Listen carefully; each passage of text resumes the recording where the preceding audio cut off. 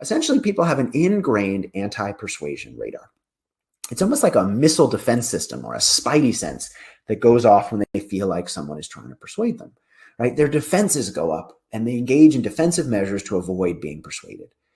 Think about what happens when an ad comes on the television. Think about what happens when a call comes in from a telemarketer. Think about what someone sends you, sort of a cold email pitching you, a sales email pitching you to buy something. We tend to avoid it. We tend to ignore it. We tend to do things to avoid being persuaded.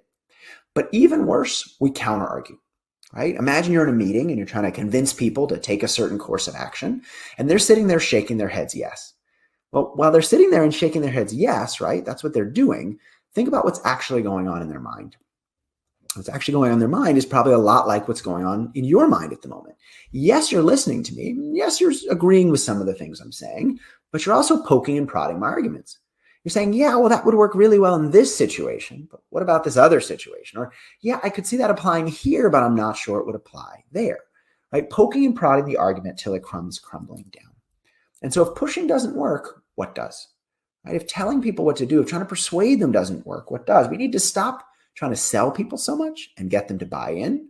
We need to stop trying to persuade people and get them to persuade themselves. And I realize that may sound a little bit like magic, so let me give you 3 strategies of how to do that.